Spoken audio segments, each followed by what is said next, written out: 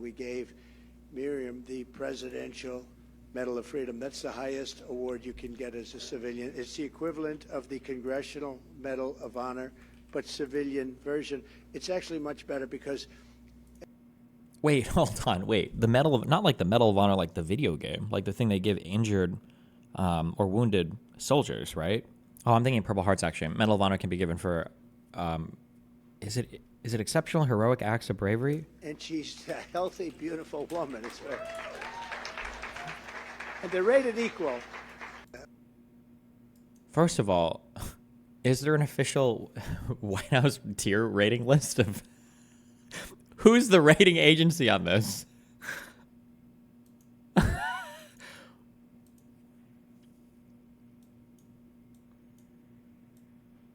Wait, I'm sorry. Hold on. I have to listen to this again. I'm sorry. Hold on a minute. Medal of Honor is the highest military decoration and is awarded to recognize American soldiers, sailors, Marines, airmen, guardians, and Coast Guardsmen who have distinguished themselves by acts of valor.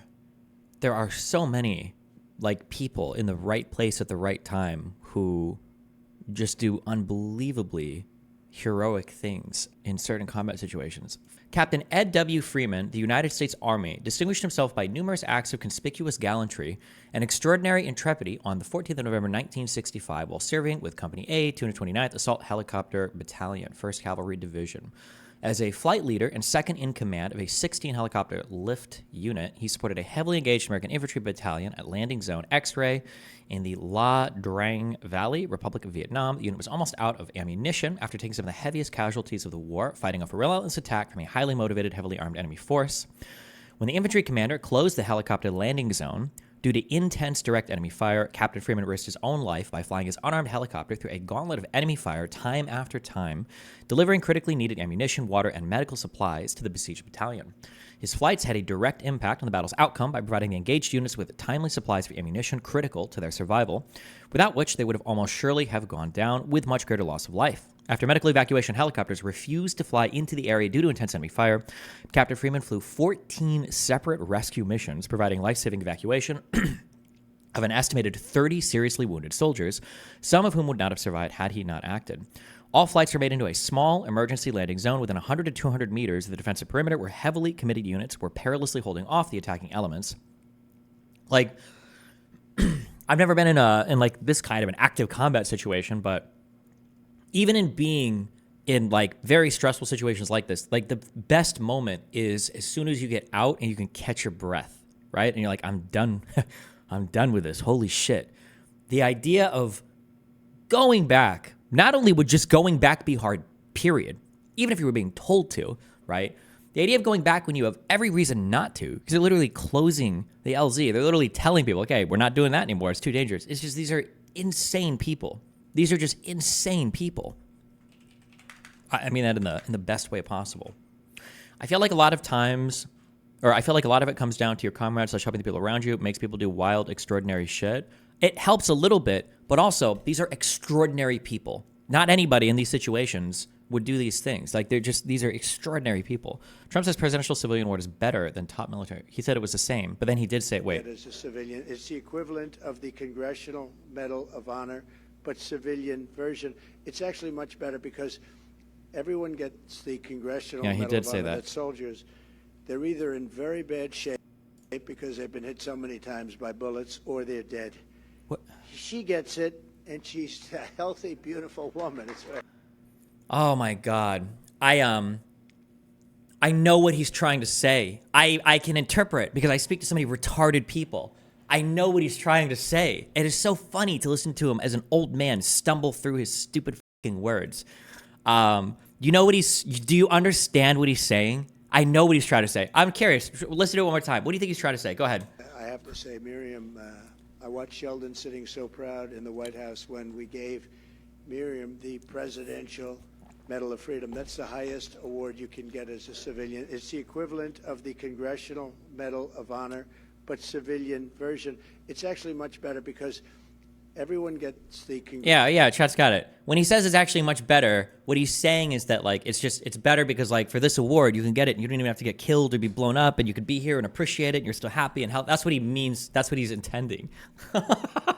But he's Trump speaks with, a unique cadence is one word, but it's not. His grammar is unique. The way that he structures sentences is unique. And yeah, this is one of those times where it's fucking him over. That's still a wild thing to say. No, there is a way to say this that is totally acceptable. Okay, I'm awarding this person the Presidential Medal of Freedom, and you know it's the civilian equivalent to the Medal of Honor. And one of the nice things about this award is that, you know, the people that get it are, you know, they can be happy and healthy. They don't have to suffer through the same types of things that Medal of Honor recipients often suffer through. So they're here with us today, whatever. Like, you can say this in a way that's like, even that feels a little, ugh. But it's not horrible. But oh man, the phrasing here is just so unfortunate. Of the Congressional Medal of Honor, but civilian version. It's actually much better because everyone gets the Congressional Medal of Honor. That's soldiers. They're either in very bad shape because they've been hit so many times by bullets, or they're dead. But he's in his mind, he's trying to be respectful. Do you understand? He's trying to. Like, he's putting out, he's like, yeah, like this is the Presidential Medal of Freedom, and it's better because these vets that he's trying to be respectful. He really is trying himself, but the grammar is fucking him so hard on this. It's so stupid. And obviously with all of his past comments on vets, do you think Fuentes is triggered by this image? Oh, shit. Can I copy images across computers? Destiny is going to be so upset after Trump wins the election. Every accusation is a confession. If Trump wins the election, I'm just going to go on living my life. And I'll probably talk about it a lot on stream. You guys still don't accept that you lost in 2020. Do you understand the difference? Do you understand that your candidate to this day still shits himself, pisses himself, and cries himself to sleep thinking that the last election was rigged? After the media companies supporting him made cash hand over fist, selling lies to retards like you and laughing about it all the way to the bank. I just need you to know that too. If you're a conservative listening, I just need you to know, I need you to understand. If you don't understand it, you need to understand this, okay? As much as you think progressives and lefties are these arrogant, imagine, okay, Lou Dobbs, okay, Rupert Murdoch, all these people are cashing these huge checks thinking, I can't believe these retarded fucks believe this shit. And it's all a fucking lie. It's just like completely, like, it's totally fucking made up. It's just fucking bullshit. But these retards believe it, and that's how we make our money. Let's see, who did Trump give that medal to? Why? And wait, so is this something that he referenced recently, or why is this in the news now? She's a committed doctor, philanthropist, and humanitarian. She's practiced internal and emergency medicine, studied and specialized in the disease of narcotic addiction, and founded 2 research centers committed to fighting substance abuse with her husband, Sheldon. She also established the Adelson Medical Research Foundation, which supports research to prevent, reduce, or eliminate disabling and life-threatening illness. As a committed member of the American Jewish community, she supported Jew schools, Holocaust schools, Friends of Israel schools, Birthright schools, and all the George Soros-funded educational Jewish institutions. My God.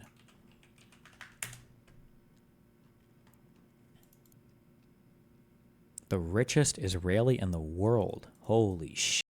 The conspiracy theorists must be having a field day with this one. Oh, she's a mega donor to the Republican Party and one of the largest supporters of Donald Trump.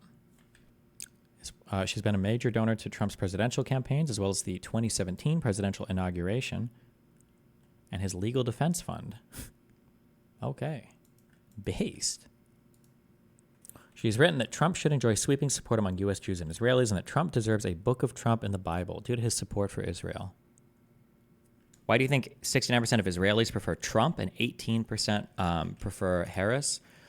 Because Donald Trump was a very, very, very strong supporter of Israel, huge supporter. And is it really only 18% prefer Harris? I might have just been in a lot of left-leaning circles because I know all the protests around the. Well, I wonder if less support Harris than support Biden. I ran in a lot of like left-leaning circles when I was in Israel, so it is possible the support for her is low. But the Donald Trump support for Israel was huge, right? He recognized the moving of that embassy was a really big deal. The Abraham Peace Accords gave the right in Israel a lot of what they really wanted. So if you're When I was in the settlements, those people loved Donald Trump. Oh my God, those people loved Donald Trump. That was the first time I truly felt hopeless in Israel was talking to settlers. That was the very first time when I was like, oh my God, this is fucked. This problem is never going to be fixed. This country is going to be destroyed. Those people were, wow, damn. We'll watch those interviews eventually. We'll get there. If you said, let's say 15 years ago, maybe not even that long, anything bad about Israel or Jewish people, you were finished as a politician, right? You were finished. You wouldn't do that, Congressman. You wouldn't do it anyway, but nobody would do it. The most powerful lobby in this country by far was Israel and Jewish people. Today, it's almost like, what happened? What happened? What happened to Schumer? What happened to all these people? Schumer's like a Palestinian, right? It's a Palestinian.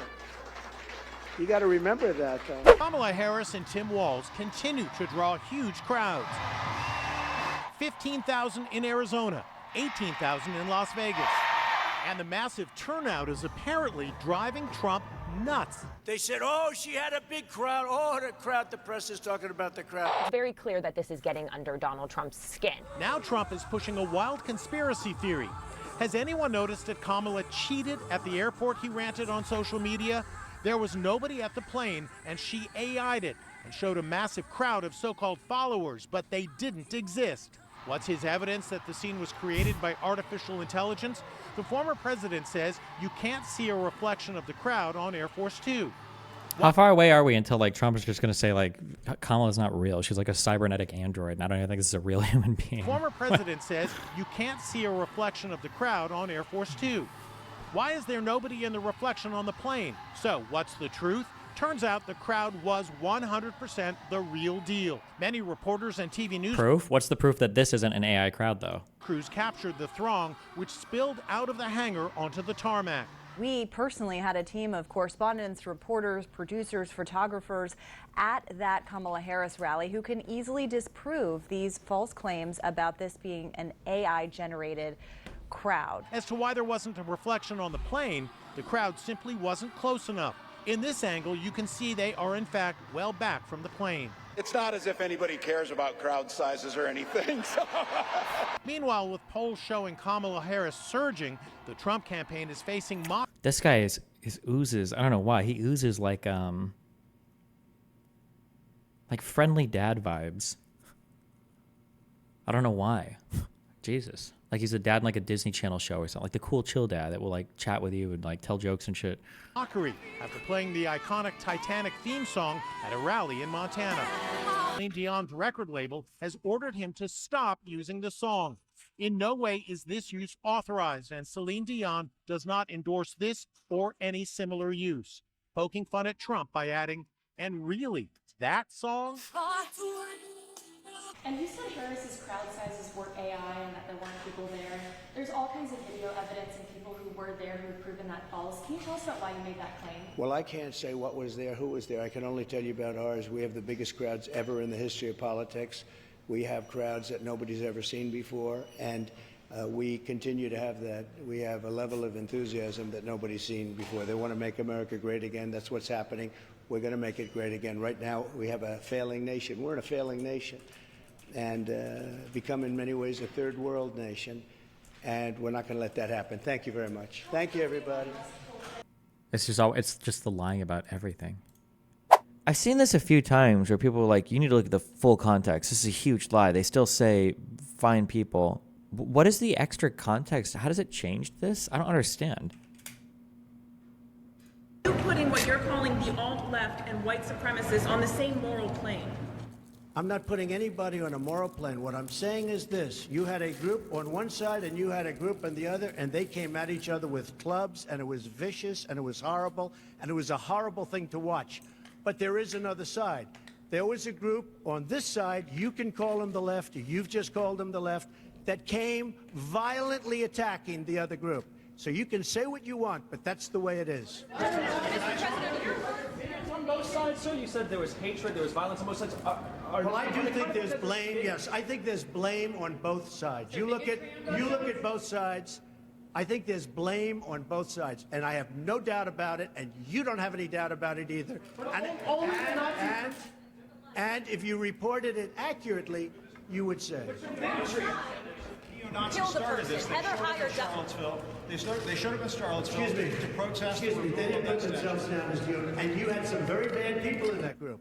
But you also had people that were very fine people on both sides. You had people in that group, excuse me, I saw the same pictures as you did. You had people in that group that were there to protest the taking down of, to them, a very, very important statue and the renaming of a park from Robert E. Lee to another name. White nationalists? Well, no, George Washington was a slave owner. Was George Washington? Are you comparing George Washington to Robert E. Lee? Wait, what? What? Am I misunderstanding? What? A slave owner? So will George Washington now lose his status? Are we going to take down, excuse me, are we going to take down statues to George Washington? How about Thomas Jefferson? What do you think of Thomas Jefferson? You like him? Okay, good. Are we going to take down the statue? Because he was a major slave owner. Now, we're going to take down... Does he know who Robert E. Lee was? Wait, I don't understand. ...his statue.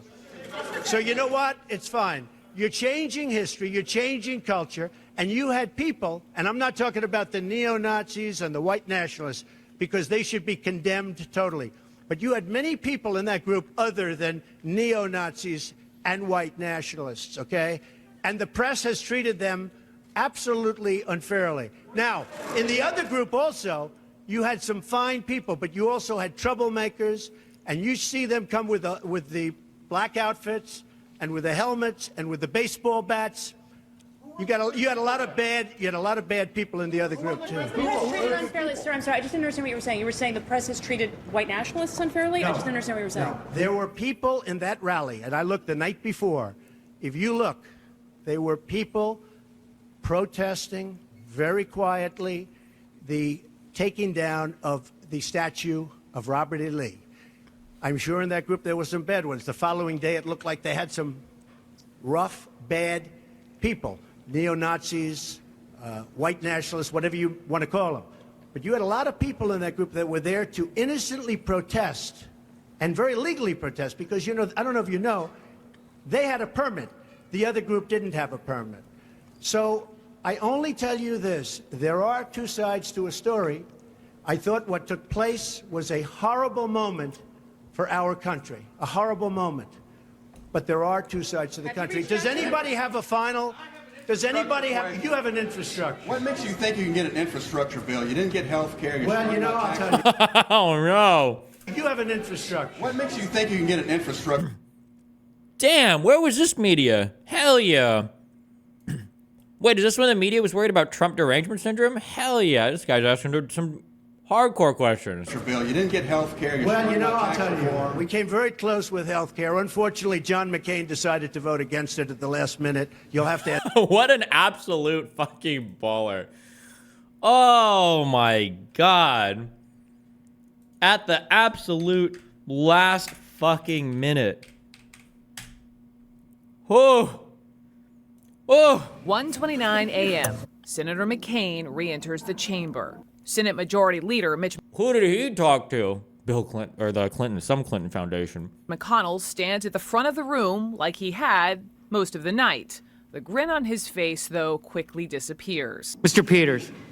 Senator Bernie Sanders appears to nudge Senator Jeanne Shaheen as if to say, watch this. McCain waves his hand to get the attention of the Senate clerk, pauses for just a moment, and gives a dramatic thumbs down. An audible gasp on the Senate floor, and then commotion. Some Democrats can't contain their excitement. Senator Elizabeth Warren leans in to get a better look and breaks into applause. Senator Dianne Feinstein, a single assertive clap. That's all she could muster. That was the last clap her body was capable of sending into the world. Senator Sherrod Brown slams his hand on the desk in affirmation, while some Republicans like... What was on this bill? This was the full repeal and replace for the ACA. The Republicans had the votes to do it. They whipped, everything was good to go. And McCain was I don't even know why. I don't know the story behind this, but there's another civics thing, okay? voting for legislation when you're in Congress, it's procedural. You're voting, but you already know the outcome. Because before you even bring a piece of legislation to the floor, the Senate head, your party head, your whip, the guy that's around making sure who's going to vote on what, they already know what the outcome's going to be, right? So you go around, you talk to people like, okay, we're on board with this bill. You guys are cool with this. Okay, we're going to, this is going to come to the floor, next Friday. We're all going to vote on it. We're good. You know what's going to happen. When you vote on things on the floor, it's not supposed to be, they're like, should I support this or not for the first time, right? Everybody already knows what the vote is. They had the votes here to, I think it was to do with like a full repeal of the ACA, right? I think they got rid of the tax mandate part of it, but this was to completely kill it completely, to dismantle the ACA entirely. And on the day of, I don't even know all the reasons, but, or I don't know what happened, but the gasp here is because McCain wasn't supposed to vote no. And this was the one vote that killed the Republican desire to kill the ACA, or the ability to kill the ACA. Yeah. Some Democrats can't contain the audible gasp on the Senate floor. Yeah. Very clap. Senator Sherrod Brown. And so this piece of misinformation you just glance at and pass over. Wait, what? Oh, wait, sorry. I didn't even finish this. Wait, no, I'm genuinely asking. What is the full context supposed to change here? What did people think Donald Trump meant, and what does the full context make him mean? Because my understanding is you had the Charlottesville riots, march, whatever that was the night before. It was the tiki torches. It was the tiki torches. This is the night before Donald Trump's speech here, right? Or do I not have the timeline right? I don't know how much context you could ever have. We're saying there were good people on both sides of this. I don't know what context ever makes this different, or what do they think this full speech changes? I'm legitimately asking. I don't know.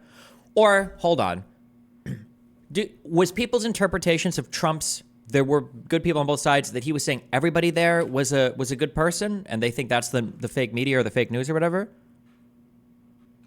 He specifically condemns white nationalists. I mean, like, not kind of. If somebody says, will you please just tell me that you love me? I just need to hear that you love me and you support me. And you go, okay, I love you. But you know that like everything before the but doesn't count, right? Trump does this all the time. And it destroys, like it's the same thing as, didn't Trump tell the Proud Boys to stand back or whatever? These statements don't have any weight. When you like, oh yeah, I condemn it, whatever. But Antifa's the real problem. Blah, blah, blah. Like, back and stand by. But I'll tell you what. This destroys anything that comes before it. You're not. It doesn't sound like you even care. And that was the same impression that I got for this, and I get the same impression for listening to the full context as well. Okay, good. Are we going to take down the statue because he was a major? Because they should be condemned totally. We're going to take down his statue. So you know what? Trump can never say a bad thing about a person that he thinks supports him. He can never, ever, ever say a bad thing. So, yeah, white nationalists, yeah, you can condemn them. But let me tell you, okay, about Antifa. Okay, let me tell you about Antifa. So, what is even the comparison? They're tiki torches. Like, this march was so bad, even the Nazis on 4chan knew how horrible it was. Even the Nazis on 4chan were like, guys, this is cringe, okay? Put down the tiki torches, burn the white cloaks. This is retarded. You guys are making us look like retards, okay? Yeah, I don't know. I just the full context meaningfully changes this. It just sounded crazy to me that you would ever both sides Nazi march. Why would you don't have to both sides that. You can just say these people, they're weird. So is your claim that no one there could have been protesting appropriately? I'll tell you what my claim is, okay? Here's my claim. My claim is that if you are a conservative and you are desperately trying to salvage Trump's reputation here, and then on the flip side of this, you spent the majority of 2021 onwards complaining about how every single BLM protest, they were all violent and all horrible and billions of dollars damage and summer of love and blah, blah, blah, you should be forced to eat a pound of shit before you're allowed to reintegrate into society. Because the double standards are unbelievable. Like show me any clip where there is a BLM like riot where some crazy shit is happening And you've got Democrats or Democratic leadership, not random crazies on Twitter. It's just wild. It's just so easy to say, like, hey, we shouldn't do this. Like, that's so easy. They showed up in Charlottesville to protest. Excuse me, they didn't put themselves down as you, and you had some very bad people in that group. But you also had people that were very fine people on both sides. You had people in that group, excuse me, I saw the same pictures as you did. You had people in that group that were there to protest the taking down of, to them, a very, very important statue and the renaming of a park from... They showed up in Charlottesville to protest. Excuse me, they didn't put themselves down as you, and you had some very bad people in that group. But you also had people... They even keep the 10 seconds here where he says you've got some very bad people in that group. Please start asking for specifics on how the media treats Trump unfairly. It's become spoken into reality for the most part by conservatives. Yeah, I know. It's crazy. Like, he's just a horrible person. Like, history will look back at you and judge you so harshly, and you should feel ashamed. Like, when you're talking to your, like, adopted children or adopted grandchildren, because I know you... I'm sorry, I'm being too harsh. It's just like, you guys... Dad, so you voted for that guy? You voted for the... It says here he's the name-calling president, and you voted for him because of... Why? Well, you see, he represented the common man. Daddy, it says here he was the first billionaire president from New York City? Is that where the common men come from? Yes, indeed. Daddy, when Grandpa died, did you inherit $400 million in real estate? Well, you see. Kill me, bro.